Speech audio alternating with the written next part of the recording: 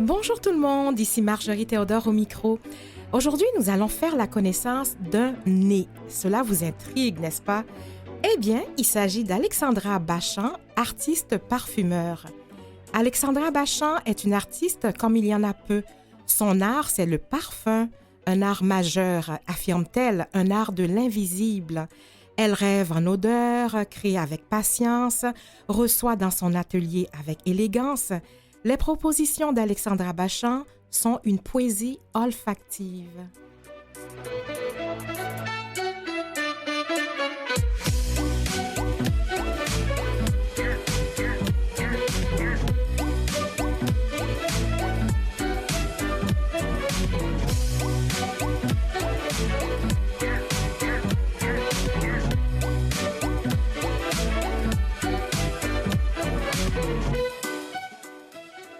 Bonjour Alexandra Bachand. Bonjour Marjorie. Bienvenue d'abord à Vivement les femmes.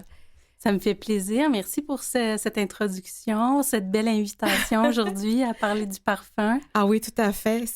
En plus, c'est très rare. Hein? Ma recherchiste m'a dit, as-tu déjà rencontré un nez? J'ai dit non, à part du mien. Alors, on a fait une petite blague. Mais c'était pour introduire très bien, de façon humoristique, cette émission. Puis, Alexandra, ce que j'aimerais savoir, vos racines, est-ce que ça explique tout en partie votre carrière d'artiste parfumeur? Parce qu'on parle bien d'artiste parfumeur. Puis, j'aimerais savoir dans quel terreau vous avez grandi pour avoir choisi cette route. Oui. Alors, j'ai grandi, en fait, dans les cantons de l'Est. Mm-hmm. J'ai grandi en campagne. Mais particulièrement, mon enfance a été bercée par une maison qui était assez particulière parce que j'ai grandi dans un hôtel. Oh. Mes parents ont fait l'acquisition avec la famille d'une ancienne école secondaire pour jeunes filles là, qui venaient même de l'Angleterre.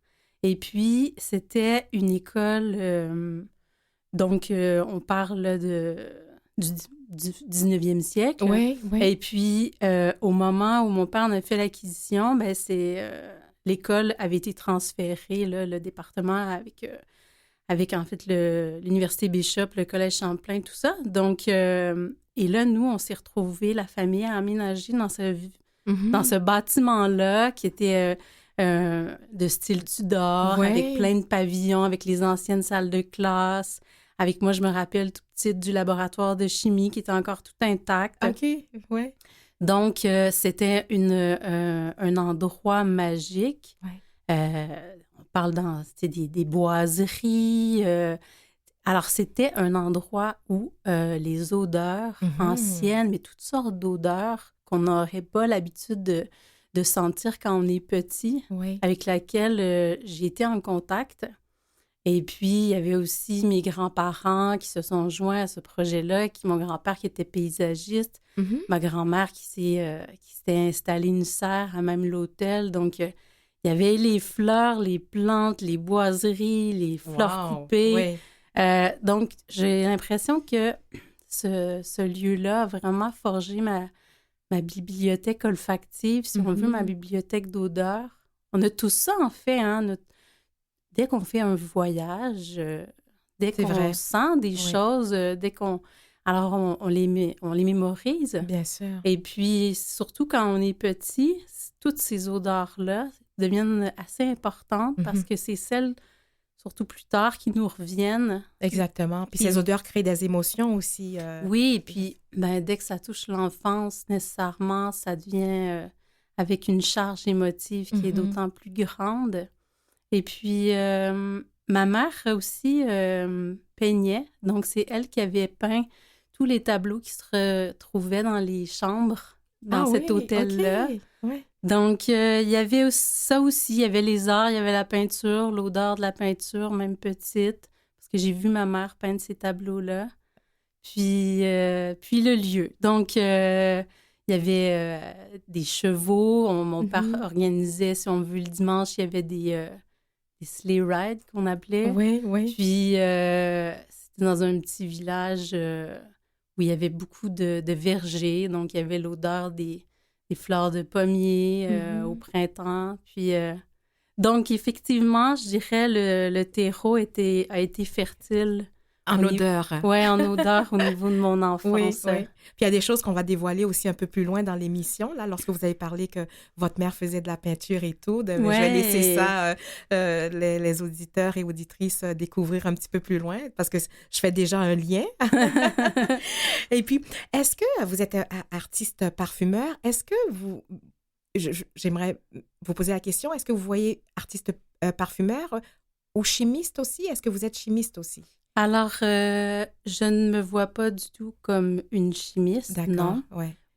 Généralement, c'est un peu ça, c'est la distinction. Pourquoi je dis artiste parfumeur, c'est que mon parcours est peut-être atypique par rapport à la parfumerie traditionnelle. Oui. En ce sens que, c'est ça, j'ai pas été formée dans le cursus scientifique, chimie, tout ça. Mais je travaille pas dans un labo non plus aujourd'hui. Je travaille dans mon atelier à la campagne. J'ai mon petit labo de campagne, mais je veux dire, c'est quand même pas tout à fait le même univers. Puis mon approche de la parfumerie est essentiellement artistique. Tout à fait. Ouais. Donc, je trouvais intéressant de le distinguer dans la façon de le nommer. Oui. Oui. Puis, on parle de formation. Vous avez été formée où? Alors, ça, c'est assez compliqué quand même au Québec, si on choisit cette voie-là, d'aller en parfumerie, parce que nécessairement, il n'y a pas des tonnes d'écoles pour apprendre ce métier-là. Il faut se déplacer, puis se rendre en Europe ou aller en France, soit à Versailles ou proche ou à Grasse.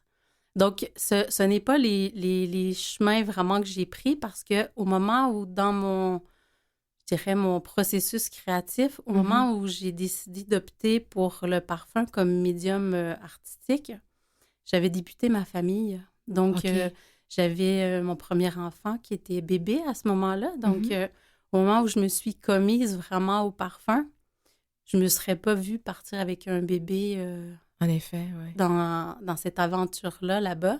Donc, j'ai plutôt opté pour une formule où moi, j'aimais bien l'apprentissage du maître à l'élève, parce que j'ai été formée en beaux-arts. J'ai fait l'université en beaux-arts, donc je savais que la carrière que je souhaitais faire était une voie plutôt artistique. Et puis, la tradition en art, c'est quand même d'apprendre du maître à l'élève. Ben, c'est toujours bien de cette façon-là. Il y a une transmission qui se fait qui est plus personnelle. Puis, donc, j'ai approché de façon individuelle des gens, donc des parfumeurs qui ont accepté de me prendre sous leurs ailes. OK.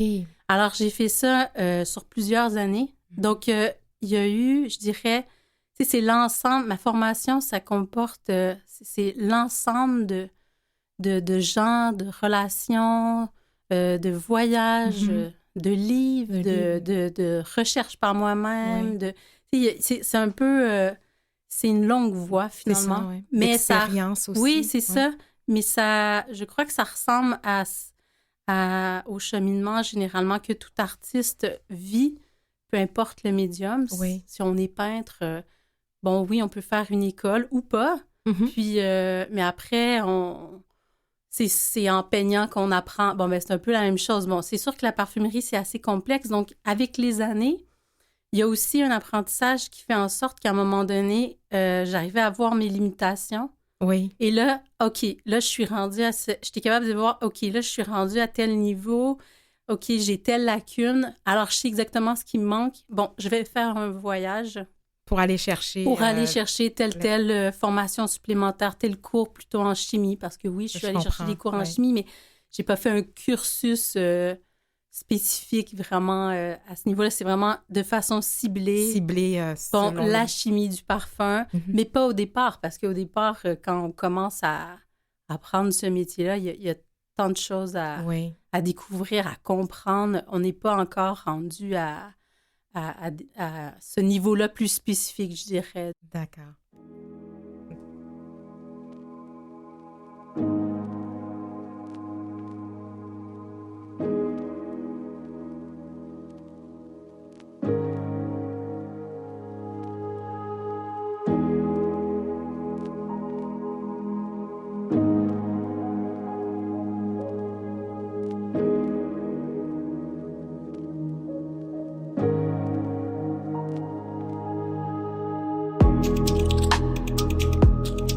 Je poursuis ma discussion avec Alexandra Bachan, artiste parfumeur. Alexandra, vous êtes combien au Québec d'artistes parfumeurs? Alors, c'est une excellente question. Je ne connais pas, pour être franche avec vous, le nombre exact de personnes qui font ce métier-là. Je crois que je ne pourrais pas dire le nombre.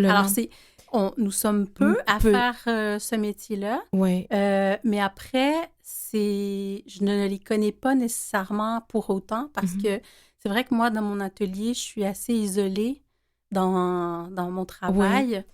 Et il n'y a pas on fait pas partie d'un regroupement ou de choses comme ça. Donc, c'est tellement de toute façon atypique comme profession. C'est ça, c'est très rare. On se connaît pas nécessairement de façon personnelle. Donc, après, je pourrais vous dire ce que je vois passer sur les réseaux sociaux.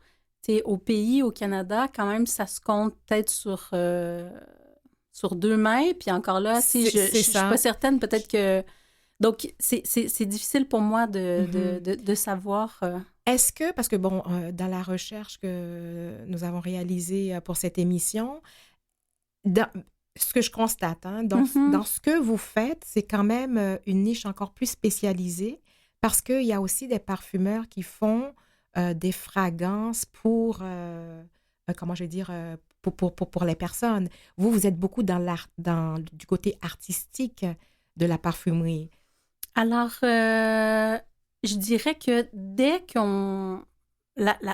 Donc, pour reprendre, en fait, pour bien répondre à votre question, je dirais que ce qui est plutôt rare, c'est d'être parfumeur un peu artisan, si on veut, être tout à fait indépendant, c'est-à-dire d'avoir son propre laboratoire et donc de formuler, fabriquer soi-même l'ensemble de ses créations.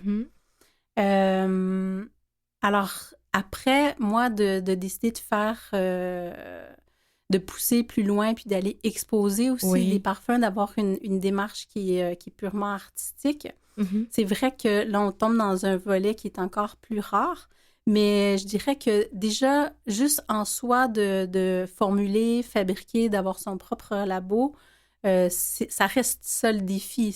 Et c'est là-dessus nous sommes très peu nombreux parce que c'est un travail quand même qui est assez exigeant parce que dans la cosmétique, si on veut, l'industrie, dans laquelle moi, je ne fais pas partie, c'est vraiment, je suis à l'extérieur de ça parce que on parle de...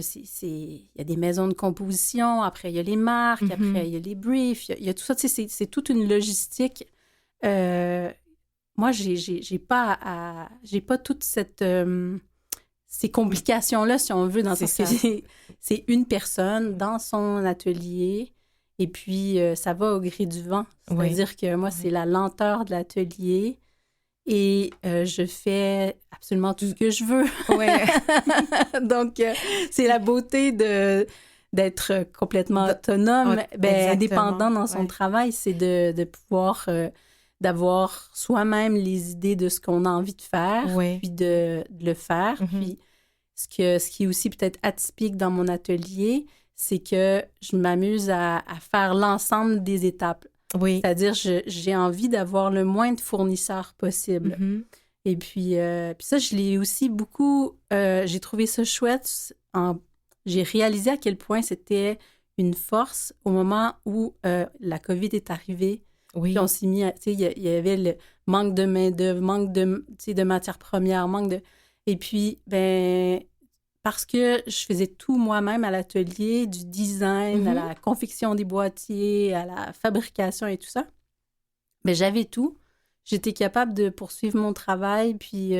Donc, pas beaucoup d'impact, pas finalement. beaucoup d'impact Parce que, tu sais, j'aime faire à la main tout ce travail-là. Oui. Et puis, je suis pas en distribution non plus, c'est un choix. C'est ça, ouais. J'ai envie que ça reste vraiment un peu comme des œuvres artistiques. Oui. Donc, tu sais, c'est fait à l'atelier. Exactement.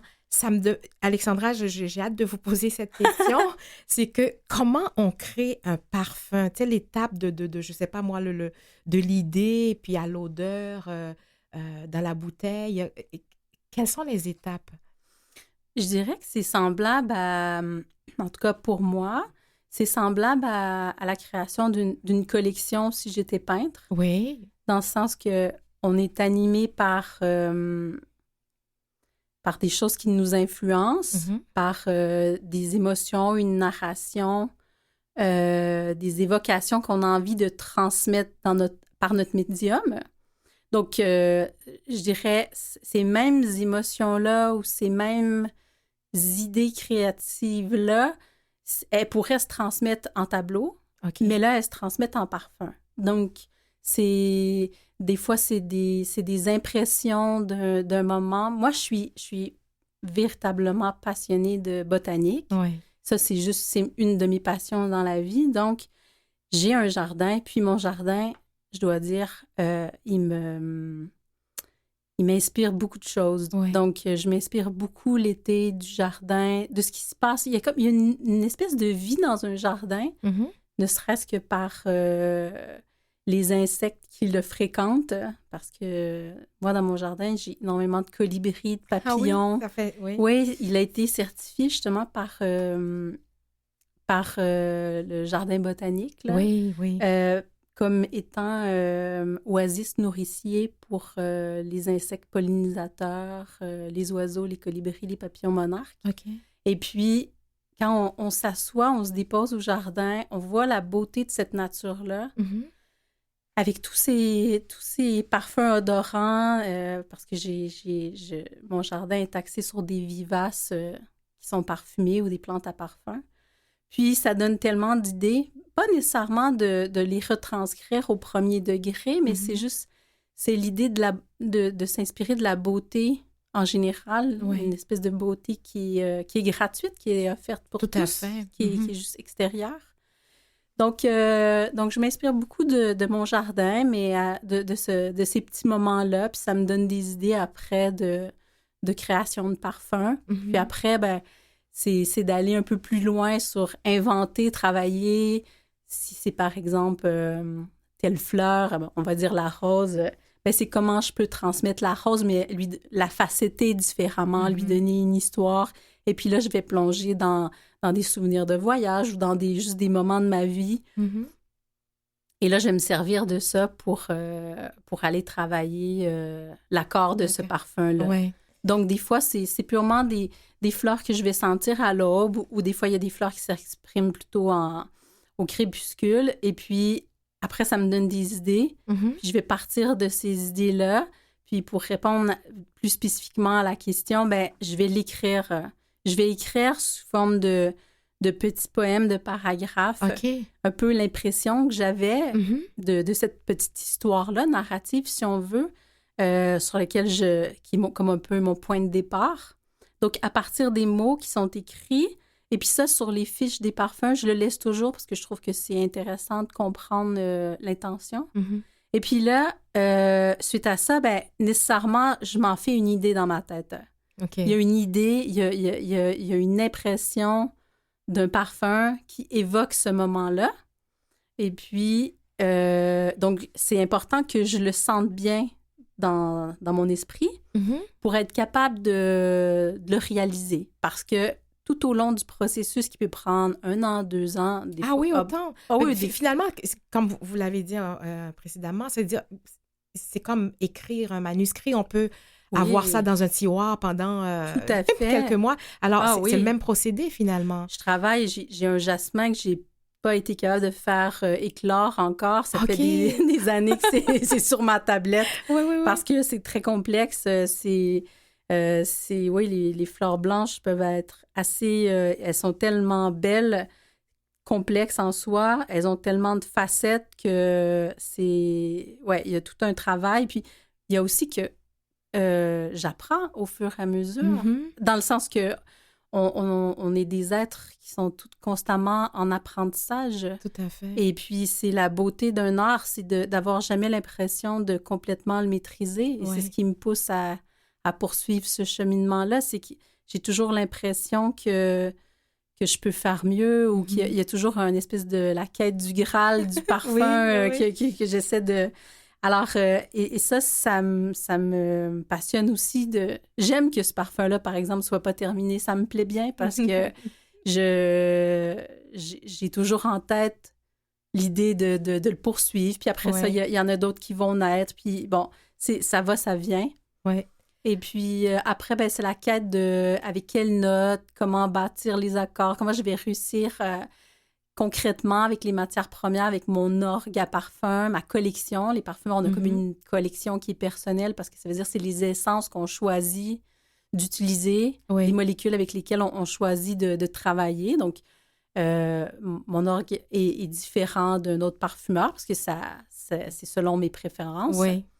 Donc, c'est des centaines de matières premières comme ça que je garde au labo. Puis après, c'est ça. Après, c'est tout un affinage de quantité, de dosage qui vont faire qu'il y a cette symphonie-là de l'invisible là, qui va finir par se mettre en place. Puis il y a une espèce de recherche d'un équilibre.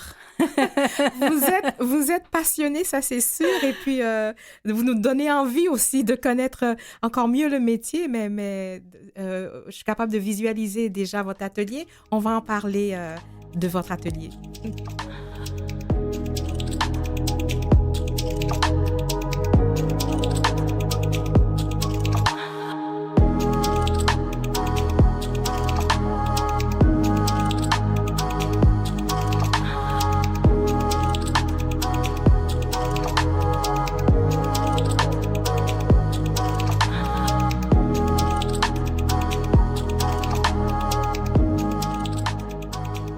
Alors, Alexandra, votre atelier se nomme La Grange du parfumeur. Donc, comment qu'il est arrivé dans votre vie? Comment vous avez construit cet atelier? Surtout que vous avez parlé de votre jardin qui est adjacent. Oui, le jardin borde complètement l'atelier. Alors, c'est dès l'université, je me rappelle, avec d'autres étudiants, on se parlait de ça, le rêve d'artiste d'avoir notre grange pour pouvoir créer.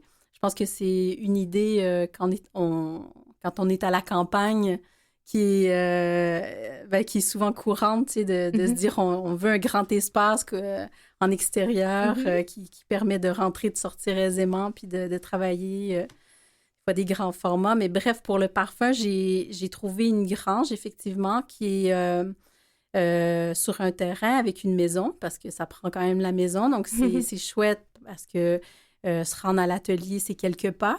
Oui. Et puis, avec le temps, le jardin s'est agrandi. Cette année, je l'ai justement doublé par rapport à l'année dernière. Mais j'y travaille, c'est un peu comme la parfumerie.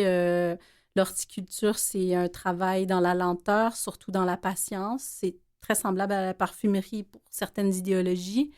On a les mains dans la terre, puis on laisse le temps aux plantes de grandir. Et c'est un bonheur de les voir fleurir d'année en année.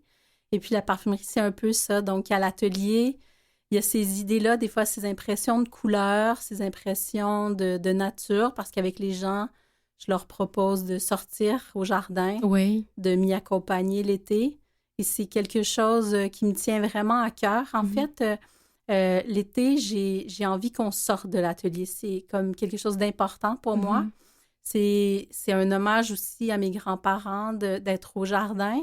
Et puis, de toute façon, ici au Québec, l'été, on a envie de sortir. On a envie d'être à l'extérieur. Donc, et donc, on va en extérieur dans ce jardin-là. On peut sentir des plantes. On peut juste fermer les yeux puis se concentrer sur l'odorat. C'est ce qui m'importe. C'est de se connecter avec ce sens-là qui est extraordinaire, qui nous fait voyager, qui peut nous faire... une expérience olfactive.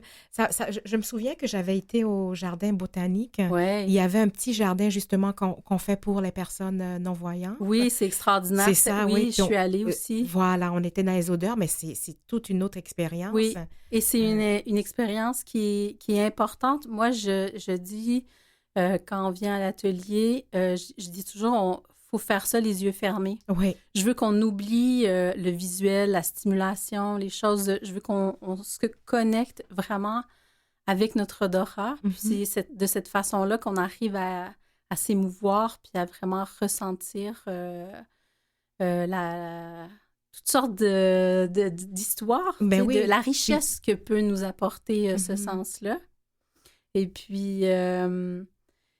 chaque odeur doit est différente pour chaque personne ou fait venir des sentiments. Oui, alors ça représente pour chaque personne, c'est personnel notre façon de réagir à un parfum, à une odeur. On a tous notre propre façon de... et c'est ce qui est beau aussi, c'est cette différence-là. On a tous une façon de sentir, de percevoir. Des fois, il y a des gens qui vont me qualifier des odeurs en me disant ah là, je trouve que c'est très, très fort, c'est puissant. Et là, il y a une personne juste à côté qui me dit ah, mais moi, je trouve que c'est très, très doux. Alors là, je me dis bon, mais on peut pas dire qu'il y a quelque chose qui est vrai, quelque chose qui est faux, c'est dans la perception. Ouais. Mais après, ce que j'aime, par exemple, comme dans les expositions, parce que là, j'ai une exposition cet été, je présente une œuvre qui est inspirée de l'œuvre de Schubert. Oui, on va en parler. Oui, parfait. Alors, je ne vais pas dévoiler tout de suite. Voilà, tout à fait. C'est d'ailleurs le lien que je voulais faire avec l'amorce. OK.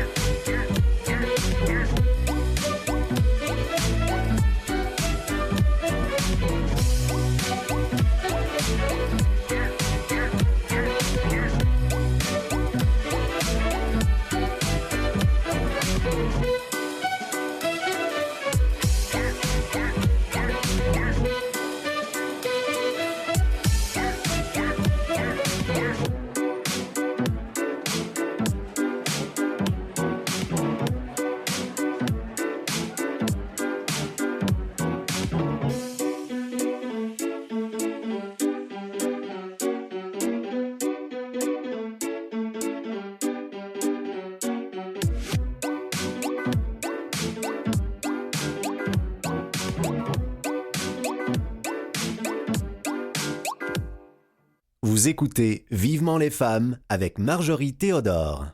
Au micro avec Alexandra Bachan, artiste parfumeur.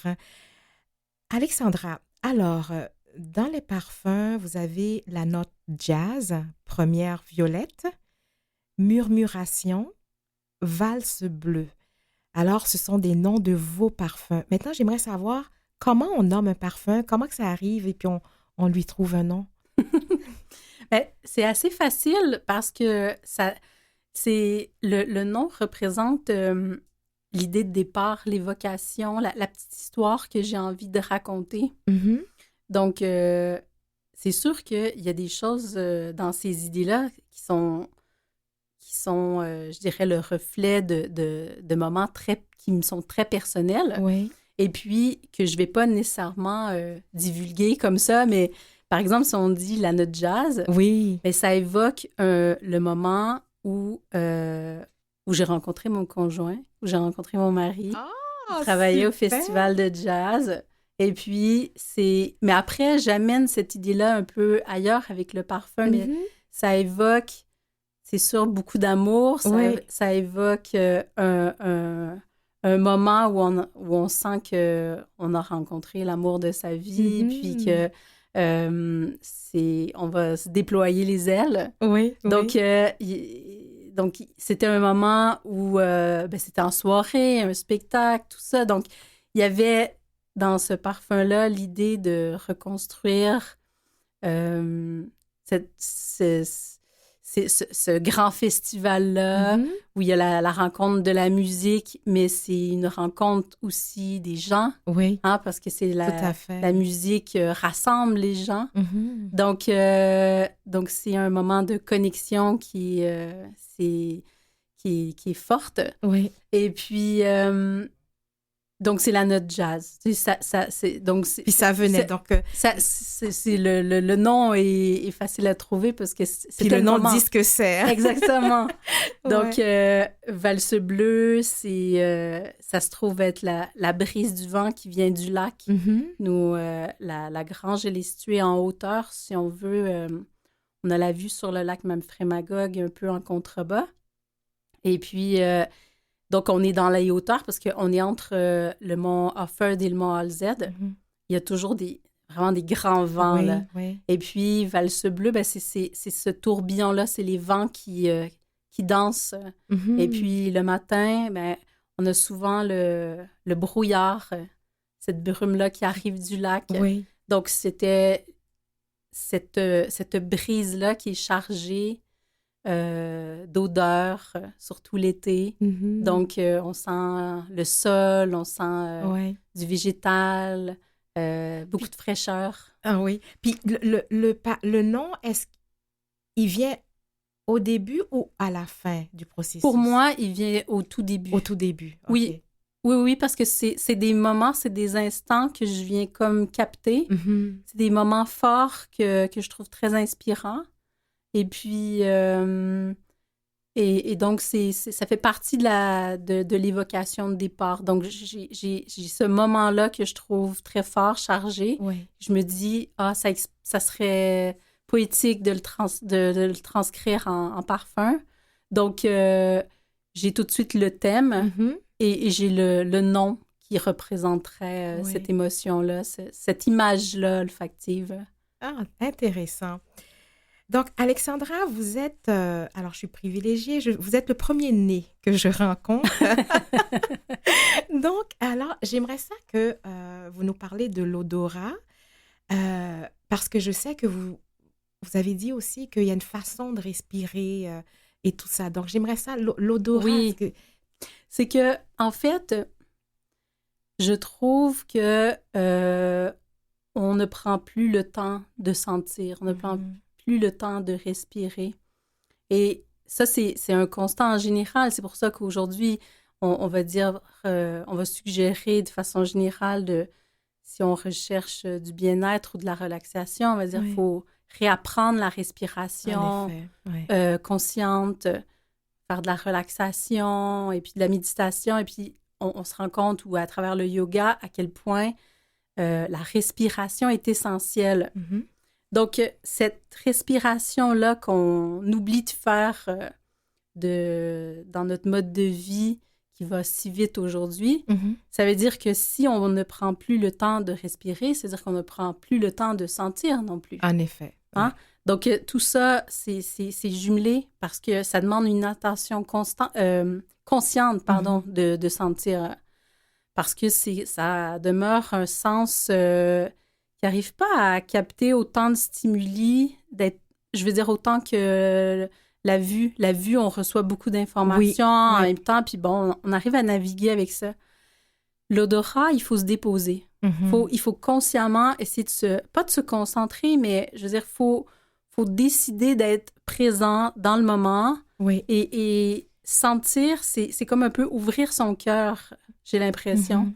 Parce que moi, ce que j'ai observé à l'atelier, c'est qu'à chaque fois que les gens sont arrivés de façon pressée, en me disant, bon, là, je passais, ça fait, tu sais, je voulais passer, ça fait plusieurs fois que je voulais passer, ou là, bon, c'est peut-être pas le bon moment encore aujourd'hui, je viens juste en vitesse, là. Puis je voulais voir qu'est-ce que... Mais déjà, je me dis, il n'y a rien à voir. On vient sentir. Donc, moi, je trouve qu'à l'atelier, on est dans l'invisible vraiment. Donc, on n'a pas besoin de regarder. C'est pas important. C'est pas le sens que j'ai envie de valoriser. Donc, et je me dis, ben là, si vous êtes pressé, je pense que c'est toujours pas le bon moment parce que on ne pourra pas faire ça comme ça sur le coin de la porte. Et puis, prendre le temps de sentir, c'est prendre le temps de s'ouvrir à découvrir. Oui. C'est accepter de peut-être être déstabilisé parce qu'on va sentir, de revoir des fois, et souvent, ce que je remarque, c'est qu'on peut avoir des a priori sur ce qu'on aime. Exactement. Et ouais. je vais entendre souvent, bon, moi, j'adore la vanille ou je déteste la vanille, par exemple. Et là, c'est pas si important que ça, si on aime ou si on déteste la vanille. C'est que c'est pas nécessairement ça la narration que j'ai envie de communiquer à l'atelier. C'est une impression comme je disais, j'ai voulu capter des petits moments que je trouvais symboliques, significatifs, que j'espère peuvent inspirer les gens. Donc, peu importe s'il y avait de la vanille ou pas, ou si on aime ça ou si on n'aime pas ça, moi, ce que je souhaite, c'est qu'on arrive à se déposer pour sentir, pour juste comprendre ce que ça nous fait, comment ça peut bouger notre intérieur, est-ce que ça nous émeut, qu'est-ce qui fait, par exemple, qu'on n'aime pas la vanille, est-ce que c'est parce que ça vient rechercher un souvenir? Exactement, et je trouve que c'est intéressant de bousculer un peu ces idées-là, de juste de dire que ben j'aime pas tel truc, mais OK, mais on peut sentir ça quand même si on n'aime pas ça. Ça veut dire, parce que concrètement, moi, je souhaite pas que les gens viennent à l'atelier juste pour... c'est pas grave si on se trouve ou si on se trouve pas un parfum.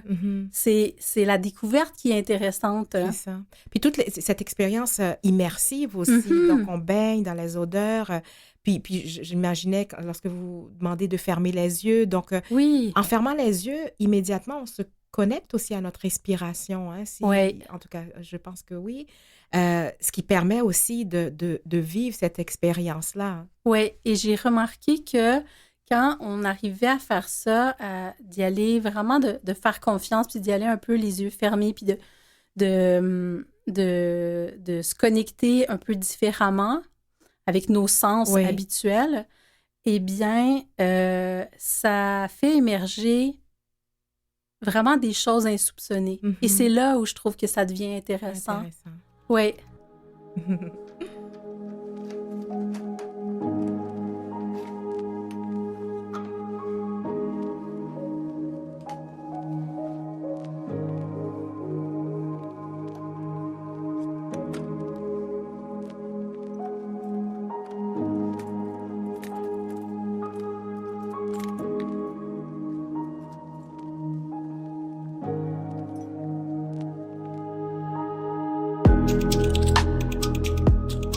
Alexandra, vraiment votre description là, de votre métier d'artiste parfumeur est excellente. Moi, ça me repose beaucoup de vous entendre. Merci. Alors, j'aimerais aussi poser la question, est-ce qu'il y a eu des écueils dans ce parcours pour devenir artiste parfumeur?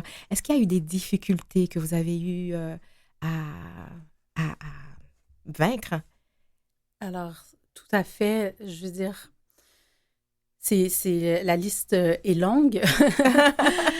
Mais juste en soi, de choisir de vivre de son art, ça peut paraître souvent assez utopique.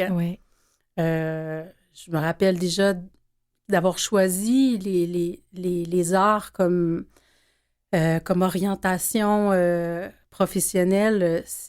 Mes parents m'ont appuyée, mais je veux dire, de façon générale, on peut se faire juger aisément dans cette profession-là en se disant, mais comment tu vas faire pour vraiment arriver dans tout ça? Et c'est vrai que ça reste difficile de croire en sa création et d'arriver à en faire la diffusion, de se sentir épaulé dans ce qu'on fait.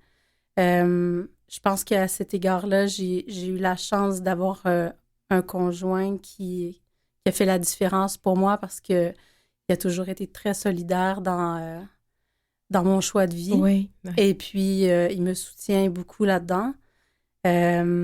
Après, de monter une maison de parfum, de l'édifier, si on veut, d'arriver à rendre ça crédible, si je peux le nommer ça comme ça, ça reste difficile. Oui. Je veux dire, ça reste un projet difficile à tenir. Puis ça reste aussi un métier peu connu aussi, hein, oui, c'est du ça. grand public, oui. Et ma façon de le présenter, tout ça est un peu atypique et j'ai envie de m'y tenir, en fait, dans le sens que la façon que j'aborde les visites dans mon atelier, c'est pas conventionnel sur la façon de sentir ou découvrir les parfums dans les grandes surfaces. Mais c'est correct aussi, dans le sens que moi, c'est le choix que je fais parce que je le fais de façon authentique avec qui je suis et je le fais dans une vision artistique et c'est ça qui me nourrit. Mais ça reste difficile. Mais j'ai la chance quand même, dans la région où je demeure, je sens que je suis bien appuyée dans tout ça. Puis, mais c'est sûr que tout le parcours de formation a été complexe.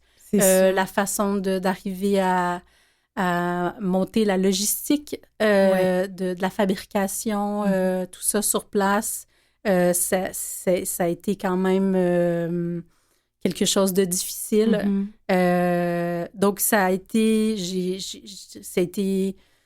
un chemin hors des sentiers battus. Tout à fait. Et puis, il y a des moments où je ne vous cache pas que c'est des hauts et des bas. Oui.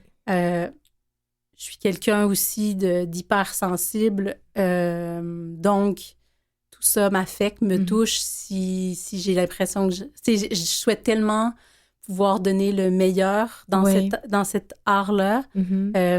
Je souhaite le faire rayonner tellement de la plus belle façon. Je souhaite être à la hauteur de la haute parfumerie, même française. Et puis, à cet égard-là, j'ai eu la chance de pouvoir faire... certains de mes parfums sont rentrés au Grand Conservatoire international à Versailles. Donc, tout ça, c'est des choses qui m'ont, je dirais, réconfortée, qui m'ont donné de la confiance. Et c'était nécessaire parce que c'est vrai que c'est difficile de faire un art comme ça qui est un peu atypique.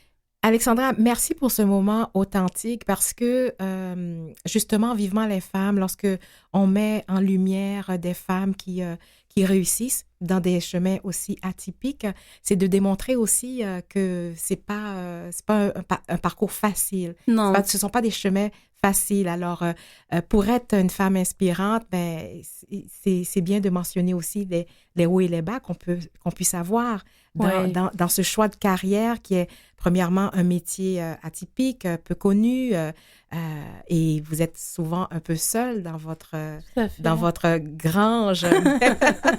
Alors, merci pour ça. J'ai envie de vous demander maintenant, est-ce qu'un parfumeur et un œnologue, est-ce qu'il y a des liens? Alors, l'œnologue qui goûte le vin, qui prend l'odeur, etc. Est-ce qu'il y a des passerelles ou c'est complètement différent? Certainement. Je dirais que l'outil déjà de travail étant le nez, je dirais que ça serait ça le plus grand élément en commun. Oui. Après, je pense que c'est deux métiers quand même très différents. Pardon, mais oui, déjà le fait que toutes les impressions passent par ce sens-là de l'odorat, c'est quand même un lien fort. Ah, c'est ça. Après, je pense qu'il y a plusieurs distinctions à faire. Oui, tout à fait. Donc, Alexandra, on arrive au lien que je voulais faire avec les tableaux de votre mère et aussi, vous avez fait les Beaux-Arts, c'est ce que vous nous avez dit. Oui. Alors voilà, donc en 2019, vous avez été invitée à créer un parfum pour le 500e anniversaire du décès de Léonard de Vinci. Donc, vous vous êtes inspirée de Mona Lisa pour votre création. Donc, racontez-nous là cette démarche-là, c'est quand même inusité, donc qui vous a conduite en Italie, puis à faire ça avec Mona Lisa en plus. Expliquez-nous. Oui. Alors, ça, c'est un beau partenariat qui est renouvelé encore cette année avec Often Music, qui est une académie de musique classique. Et puis, donc, pour le 500e, c'est ça, le directeur artistique m'avait proposé... Ben, alors déjà, cette année-là, il mettait à l'honneur l'Italie. Et puis, j'avais un peu carte blanche sur ma façon d'évoquer l'Italie à travers une œuvre. Et puis, j'étais déjà en travail, en recherche sur une évocation de la technique picturale de Léonard de Vinci, qui est le sfumato. OK. Donc, c'est quelque chose que j'avais, dans les années précédentes, travaillé. J'ai un ami qui est peintre, qui travaille cette technique-là dans les cantons de l'Est. Et puis, on est tous deux des amoureux de l'Italie. Puis moi, depuis l'université, j'ai pris des cours d'italien. J'avais voulu faire un... Ah oui? J'avais voulu faire un travail... en tout cas artistique, j'avais proposé quelque chose en Italie. Puis bon, fait que c'est travailler sur le thème des grands maîtres et en particulier Léonard de Vinci, c'est quelque chose qui me parle vraiment, mais de façon très personnelle. Et puis, donc, j'avais déjà démarré des esquisses d'un parfum que j'avais appelé Sfumato. Et puis, un peu quand j'ai été approchée avec Often Music, je me suis dit, ben, tiens, c'est un peu comme ce que je vous disais tout à l'heure. J'ai des parfums comme ça qui sont sur la tablette que je me plais bien à laisser mûrir. Ou je me dis, ben, avec les années, j'y reviens, puis on voit comment ça évolue, puis ce que je peux ajouter ou retravailler. Et puis là, ben, pour Léonard de Vinci, j'avais envie, en fait, de parler de Mona Lisa, mais vraiment de Lisa Gherardini, qui est vraiment la femme derrière le portrait.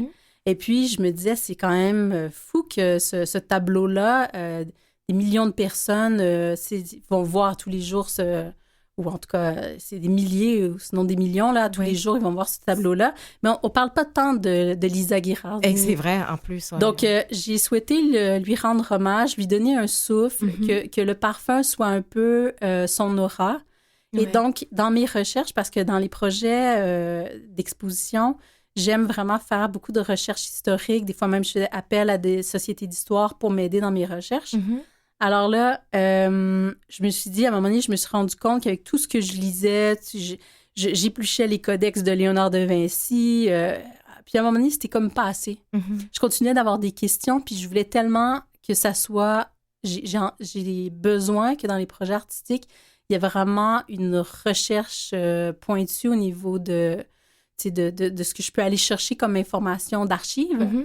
Donc là, je me suis dit, ben, faut que je me rende en Italie, ça fait pas de sens. Faut que je sois vraiment sur place, puis j'ai besoin d'aller palper le pouls, aller vraiment le ressentir, le sentir moi-même avec mon nez, ce qui se passe là-bas. Essayer d'un peu de retracer sa vie. Et puis ça a été, je me suis rendu compte que c'était un peu comme une grande oubliée de l'histoire, parce que même dans sa ville natale, on la retrouve pas tant que ça. Et puis, mais ça a été une superbe épopée, parce que j'ai été aussi la consul de l'Italie ici à Montréal, m'a appuyée dans mes démarches. Donc, j'avais une lettre de sa part pour me rendre en Italie pour aller faire mes recherches. Donc, en tout cas, ça a été vraiment une belle et grande histoire. Et puis, de ce voyage-là est né aussi un court extrait, un film qu'a réalisé mon conjoint, donc un film sur l'art, sur une démarche artistique qui est le parfum. Et puis, ça a été très inspirant d'aller découvrir comme ça un lieu mythique là, de l'histoire. Puis, je n'en doute pas.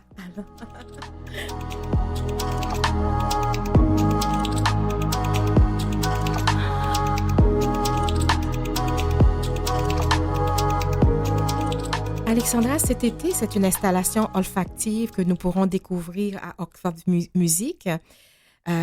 autrefois le centre d'art. Alors, je dis toujours Oxford, mais c'est pas Oxford, c'est Harvard. Alors, décrivez-nous un peu ce qui a inspiré, parce qu'il y a Schubert, etc. Donc, oui. Alors, cet été, en fait, c'est dans la rotonde de l'espace Yves Trudeau. En fait, c'est le pavillon Gilles Lefebvre. Quand vous allez voir un spectacle, c'est un endroit qui est vraiment à visiter. C'est magique. C'est dans le parc du Mont-Offord. Et puis, cette année, donc Wani Song, le directeur artistique général, a choisi de mettre à l'honneur le thème de Schubert. Oui. Et puis, donc ça, c'est mon point de départ. Donc, c'est ce pianiste-compositeur-là autrichien. Et puis, j'ai choisi, en fait, de travailler sur une pièce qu'il a composée pour... c'est une œuvre, si on veut, théâtrale. Oui. Et puis, c'est un concert là, en 4 actes qui s'appelle Rosamund. Et puis, donc, j'aimais beaucoup cette histoire-là. C'est l'histoire d'une princesse de Chypre qui, on essaie de lui enlever sa place légitime au trône. OK. Donc, j'adorais ça parce que on revenait encore sur l'idée d'une femme qui est un peu oubliée. Bref, la pièce théâtrale a été écrite par une poétesse de cette époque-là. Donc, j'ai lu là-dessus, j'ai trouvé ça super inspirant. Et puis, j'ai décidé de réaliser un buste à l'effigie, donc, de la princesse. OK. Et puis, elle représente, si on veut, la musique romantique de Schubert. Et puis, avec la dramaturgie qui va avec, si on veut, la vie de Schubert. Puis, donc, j'ai travaillé un peu un parfum, donc chypré, mais avec une idée de clair-obscur, parce qu'il est dans une période pas dramatique, mais quand même de sa vie. Il se sait mourant, tout ça. Il a composé cette œuvre-là en 1823, il décède en 1828. Donc, il y a une idée de noirceur, mais en même temps, il y a une lumière qui rejaillit. C'est l'histoire aussi de la princesse. Donc, c'est un peu ce parallèle-là que j'essaie de faire avec cette œuvre-là. Puis, j'espère que les festivaliers prendront plaisir à être inspirés par la princesse. Exactement. Qui vont les accueillir là, à l'entrée de... Puis en même temps, il y a l'odeur qui nous accueille. Oui, nous parce que aussi, son sillage est dégagé, en fait, si on veut, parce que c'est une époque, on se parfumait avec les perruques. C'est vrai. Bon, c'est vrai. alors, je lui ai fait, si on veut, une espèce de coiffe avec des plumes. Et donc, c'est sa coiffe qui est parfumée. Donc, c'était dans l'idée que quand on arrive dans la rotonde, on arrive à distinguer un peu le sillage d'une femme qui rôde, qui est un peu là. Donc, c'est encore là, c'est une espèce d'aura invisible. D'accord, ça nous donne le goût. Merci. Alors, avant de terminer cette émission, je veux quand même vous poser la question, Alexandra. On sait que le COVID a enlevé, pour certains individus, l'odorat. Hein? Oui. Alors, si ça vous arrivait, ou si ça vous est déjà arrivé, je ne sais pas si vous avez eu le COVID, qu'est-ce qui se passe? Alors, ça ne m'est pas arrivé. J'ai vraiment croisé les doigts très fort. Oui. C'est sûr que, je dirais, quand on démarre en parfumerie, si on perd l'odorat de façon permanente, c'est un gros problème. Oui. Si on est avancé avec plusieurs années de carrière, je dirais c'est arrivé à d'autres parfumeurs dans l'histoire de la parfumerie. C'est arrivé, puis c'est qu'à un moment donné, ce travail-là, ça devient un travail aussi cérébral. C'est qu'on arrive à connaître nos notes. C'est un peu comme les grands compositeurs qui ont fini par perdre l'audition, qui ont continué à composer, à écrire. Donc, je dirais que c'est le parallèle le plus près, le plus approximatif que je pourrais faire, c'est qu'à un moment donné, on arrive à écrire des formules dans notre tête, Mais ça, c'est avec l'expérience que tout ça finit par se profiler avec plus d'aisance.